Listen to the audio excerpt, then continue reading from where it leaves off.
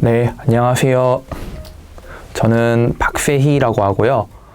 제가 오늘 조금 이야기를 하고 싶은 내용은 내가 학교에서 배웠던 것들이라고 좀 제목을 달아봤습니다. 제가 학교를 되게 오래 다녔어요.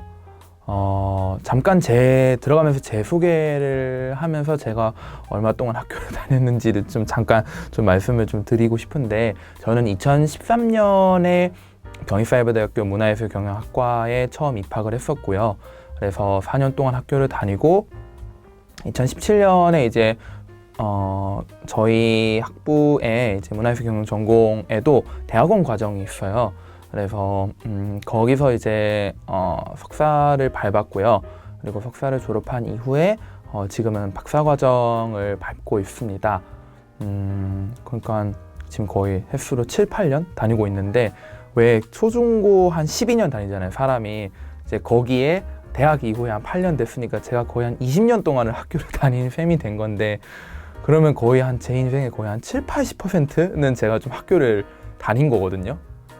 좀 제가 오늘 좀 하고 싶은 이야기는, 그래서 좀 학교를 다니면서 좀 들었던 여러 가지 생각들, 혹은 내가 또 느꼈던 것들, 경험했던 것들, 또 미처 하지 못했던 것들을 뭐 조금 생각을 해봤어요. 그리고 그런 것들을 조금 이야기를 하면 좋지 않을까 싶어서 제 주제는 내가 학교에서 배웠던 것들이라고 좀 달아봤습니다. 제가 좀 학교에서 뭐 했는지를 좀 먼저 좀 이야기를 좀 해보려고 해요. 제가 만약에 학교를 좀 다니면서 좋았던 것들이 있고 아쉬웠던 것들이 있잖아요. 아쉬웠던 것들에 대해서 좀 먼저 이야기를 해보자면은, 저희 학교에 이제 온라인 강의실에 딱 들어가잖아요. 그러면은 강의를 듣죠. 온라인 강의 영상을 딱 듣고, 근데 그 강의 영상을 보는 그 아이콘이라고 해야 되나요? 아이콘 딱 옆에 이제 강의 노트라고 부르는 강의 교환이죠. 교환을 다운로드 받을 수 있는 게 있어요. 저는 이제 학교를 다니면서, 저희 이제 사이버대를 다니면서 이제 그 교환을 다운로드를 받잖아요. 이제 그걸 다 출력을 해가지고 그걸 이제 손으로 필기를 하면서 들었던 거죠. 근데 그게 이제 뭐 저희가 뭐 4년 동안 학부 다니면서 한 140학점 듣고 막 그러면은 양이 어마어마할 거잖아요, 그 양이. 그래서 어느 날 저희 집에 보니까는 제가 그걸 또 버리기가 너무 아까워가지고 계속 그걸 모아두고 있다 보니까는 그 양이 너무 심각하게 많은 거예요.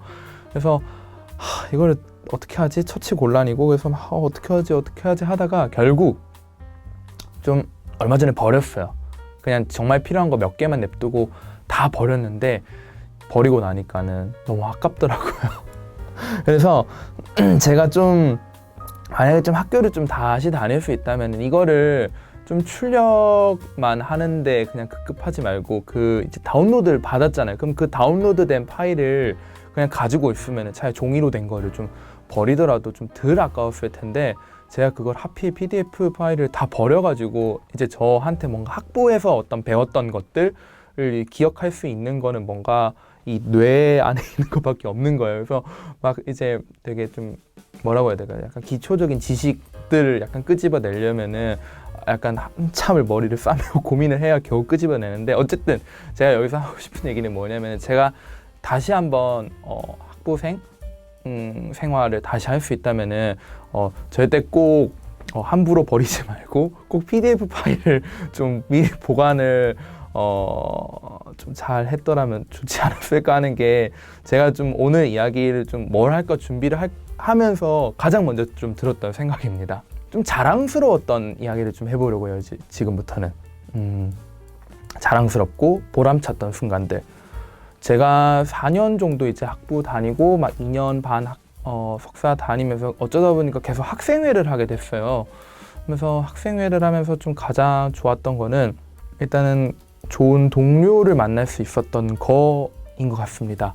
사실 그 사이버대 다니면서 어떻게 보면은 나 혼자 학교를 다니는 거잖아요. 그러니까는 되게 많이 외롭거든요. 근데 그 외로운 거를 학생회 사람들을 통해서 좀 많이 좀 해결을 했던 것 같아요. 그래서 아직까지도 되게 좋은 친구이고, 또 여러 가지 좀 직업적인 면에서 또 공부를 하는 입장에서도 되게 조금 다양한 좀 학문적인 그런 동료를 조금 만날 수 있었던 좀 그런 계기가 학생회를 하면서 좀 마련되지 않았나, 좀 그런 생각이 좀 들었습니다. 또 좀 좋았던 거는 저희 학교에서 이제 특성화 사업이라는 거를 해요. 이제 뭐 학과의 어떤 뭔가 특성을 살린 어떤 사업을 직접 해볼 수 있는 그런 계기가 되는 거죠. 그래서 저희 학과 같은 경우에는 영화제를 좀 했었는데, 이제 평창자연영화제라고 하는 그 평창의 감자꽃 스튜디오라는 공간이 있어요. 문화 공간이고 원래는 폐교였는데 거기를 이제 활용을 한 문화 공간에서 영화제를 하는 거죠. 이제 그 영화제를 하면서 뭐 기획도 하고 뭐 프로그래밍도 하고 뭐 디자인도 하고 예산도 관리하고 홍보도 하고 진짜 온갖 일을 좀 다 했던 것 같아요. 지금 슬라이드에 제가 뭐 저희 영화제 거의 6년 동안의 어떤 포스터를 다 띄워놨는데, 이 6년 동안 좀 함께 영화제 일을 하다 보니까는 좀 학교에서 얻을 수 있는 좀 약간 좀 거의 최상의 어떤 경험이 아니었나 싶더라고요. 책에서 뭔가 이론적인 내용으로만은 알 수 없는 현장에서의 경험, 예술 경영이라는 게 되게 그렇잖아요. 직접 몸으로 좀 부딪혀 봐야 알 수 있는 것들이 너무너무 많잖아요. 그런 것들이 참 감사하게도 저는 학교를 다니면서 좀 많이 좀 배웠던 것 같아요. 그게 좀 제가 학교를 다니면서 배웠던 것들의 좀 첫 번째 꼭지입니다. 그렇게 이제 학부 생활을 조금 마치고 나서 곧바로 이제 대학원에 좀 진학을 하게 됐는데, 사실 좀 그렇게 많이 물어봐요. 저한테도 많이 물어봤고, 저도 사실은 선배들한테 물어봤던 것 같아요. 대학원에 가야 될까요? 라고. 여러 가지 이유로 대학원에 가죠. 뭐 당연히 본인의 어떤 학문적인 어떤 성취도를 위해서 가기도 하고, 혹은 뭐 직장에서의 어떤 뭔가 더 좋은 어떤 뭔가 대우도 받을 수 있고요. 뭐 여러 가지 현실적인 이유들도 있겠죠. 아무튼 되게 다양한 이유로 이제 대학원 진학을 이제 고민은 하는데 되게 막막하잖아요. 근데 이제 저는 그 대학원에 가야 될까요? 혹은 가려면은 어디를 가야 될까요? 라는 좀 질문이 이제 들어왔는데, 많이 좀 저도 물어봤었고, 저는 사실 무엇보다 가장 중요한 게 자기의 어떤 뭔가 현실적인 여건이나 상황에 맞는 선택을 해야 되지 않나 싶더라고요.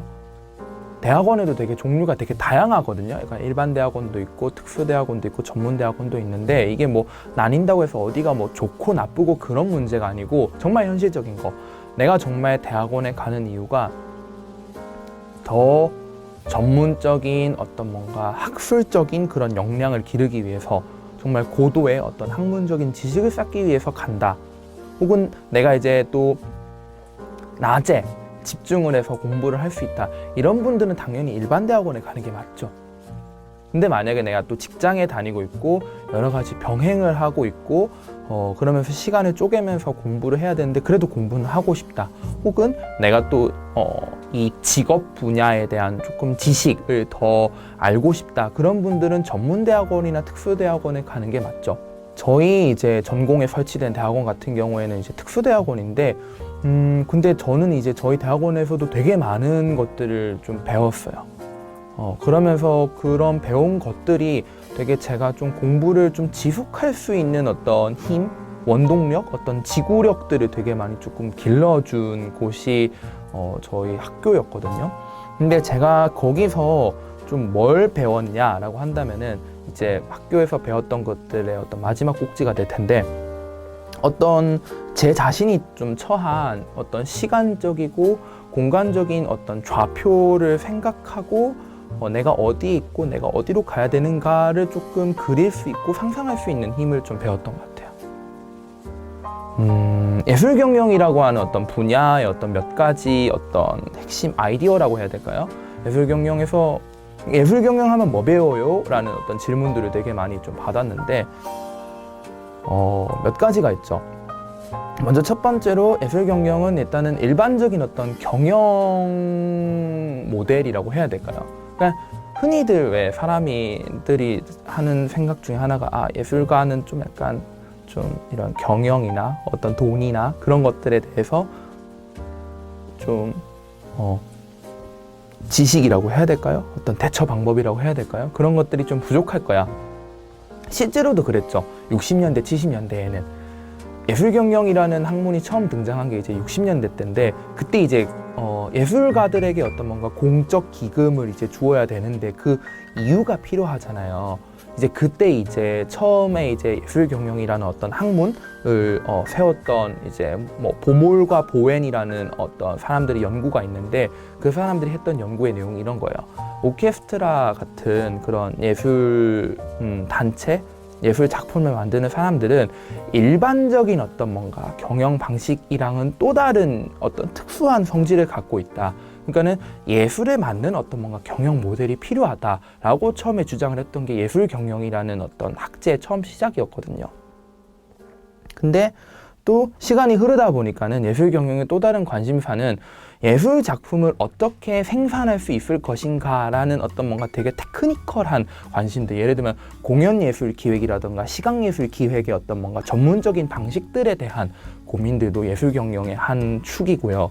혹은 이제 이게 90년대, 뭐 2000년대로 넘으면서 이제 뭔가 문화 정책이라는 게 본궤도에 오르기 시작하면서 문화가 어떤 뭔가 도시 재생에도 도움이 되고 문화가 사람들의 삶에도 도움이 되고 그런 이야기가 등장을 하다 보니까는 이게 예술 경영이 일종의 뭔가 공공성이라든가 어떤 공공 거버넌스로서의 역할을 다하기 시작을 하는 거죠. 또 혹은 예술 경영, 예술이라고 하는 건 되게 전문적인 거, 되게 카리스마 있는, 되게 천재적인 그런 걸 뭐 인프라피오라고 부르는데, 그렇게 보는 사람들도 있는 반면에 이제는 최근에는 예술가들이 되게 기업가처럼 나가야 된다, 되게 자기만의 뭐 앙트레프레너십을 찾아야 된다라고 하는 그런 이야기들도 있거든요. 예술 경영이라는 어떤 분야에는 이렇게 여러 가지 아이디어들이 있어요. 그리고 저는 이 아이디어들 중에 내가 지금 있는 좌표는 어디고 내가 앞으로 나아가야 될 방향은 무엇인가에 대해서 좀 저희 학교의 어떤 뭔가 그런 교육과정 혹은 뭔가 여러 가지 경험들을 통해서 되게 좀 많이 좀 배웠던 것 같아요. 너 왜 대학원에 왜 갔니? 라고 묻는다면은 좀 더 내가 예술 경영이라는 분야를 공부하고 또 이걸 앞으로 또 직업으로 삼는 데 있어서 훨씬 더 내가 뭘 잘할 수 있고 앞으로 뭘 더 잘해야 하는지를 뚜렷하게 고민할 수 있는 어떤 길을 더 걷기 위해서 나는 계속 좀 공부를 하는 것 같습니다라고 저는 좀 대답을 좀 하는 것 같아요. 이런 것들이 좀 자양분이 돼서 앞으로 제가 조금 어떻게 더 잘 살아갈 수 있을까를 좀 최근에는 좀 고민을 하고 있고요.